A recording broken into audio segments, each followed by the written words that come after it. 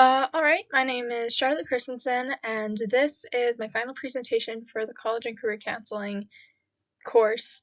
Uh, the job that I'm presenting is Crime Scene Investigator. So I'm not sure if I am going to become a crime scene investigator, but it's one of the careers that I'm looking into.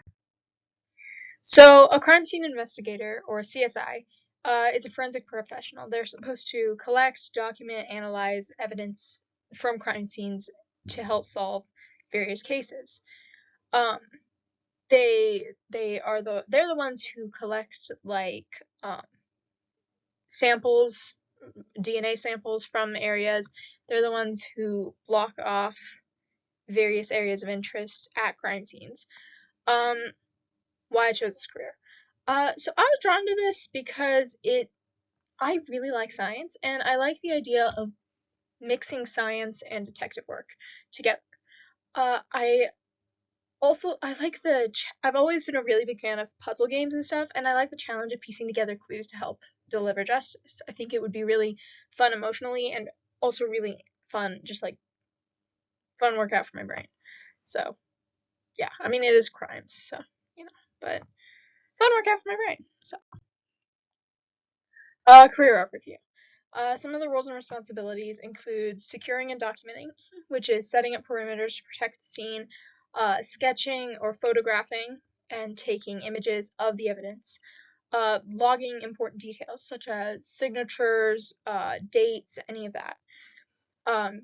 Just sorry, just generally collecting evidence, identifying it, collecting it, and preserving it in bags or in ways that it can be used later on for a case, whether in court or to be analyzed in a lab to help solve a case.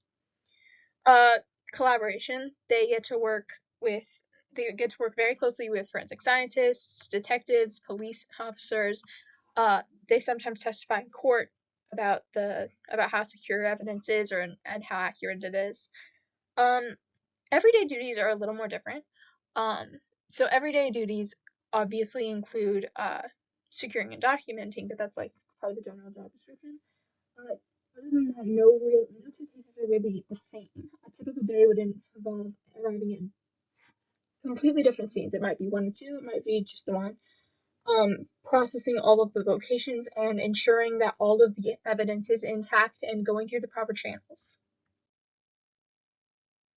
As for education and training, usually a bachelor's degree, at least, is required in either forensic science, criminal justice, or a related natural science. That tends to focus on biology, chemistry, criminal law, and evidence handling, obviously. Additional training certifications. Most of the programs for becoming a CSI tend to offer hands-on training through labs and mock crime scenes, such as this one.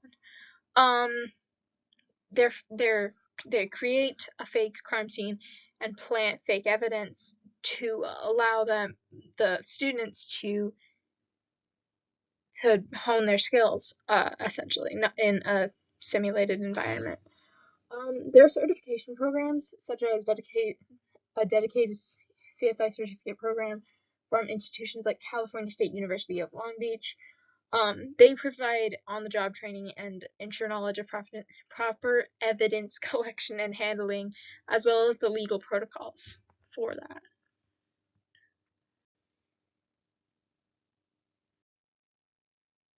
So some of the skills and qualities for this job, hard skills, that would include scientific proficiency, such as knowledge of DNA analysis and how to go about that, chemical testing, forensic photography, just photography in general, proper use of evidence collection tools and maintaining scientific equipment, all of that. Just the general handling and use of scientific implements as they relate to the job. Soft skills, attention to detail, critical thinking, communication, teamwork, and objectivity. Attention to detail. Precision is extraordinarily important. If you mess up even a tiny thing, contaminate even the smallest piece of evidence, you could derail the entire investigation into the crime. Similarly, you miss a piece of evidence, that could have been essential. Critical thinking. You need to be able to analyze and connect minor clues, small specks that other people might have missed. Communication. You need to be able to report findings clearly. You need to be able to testify in court. You need that last part, testifying in court, might require a certain level of public speaking. Teamwork and objectivity. You need to be able to effectively collaborate with law enforcement, obviously, and you need to remain unbiased. Your job is to collect the evidence and to present it in an impartial way. You are not meant to inject your own thoughts into the case. Job outlook and opportunities. The current job market, the demand for forensic science technicians and, by extension, CSIs is on the rise. They're in higher demand now. Employment growth for forensic specialists is projected around 11% for the next decade as courts increasingly rely on scientific evidence. Yeah, I feel like that speaks for itself, honestly. Opportunities for advancement. Experienced CIs can progress to supervisory roles, specialize in areas like forensic photography or DNA analysis, and work in federal agencies like the FBI, the ATF, or the Secret Service. Salary and benefits. Salary information. The national average for crime scene investigators, typically they earn between $62,000 and $77,000 per year. There are, of course, variations. This can vary by experience, geographic location, and employing agency. Entry-level positions are usually going to be lower across the board for all types of jobs, and that's true here too. But advanced roles in high-cost areas or federal jobs can exceed $90,000. Benefits. Comprehensive benefits packages can include retirement plans, overtime, insurance, healthcare, sometimes. Yeah. Conclusion and sources cited. So on the left is my sources cited.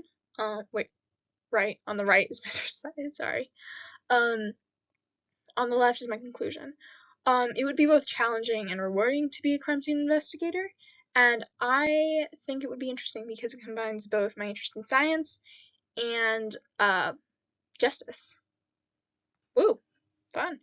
CSIs play an integral role in the criminal justice system. They're supposed to they ensure critical evidence is accurately documented and analyzed to help solve crimes. Voila, that was my presentation.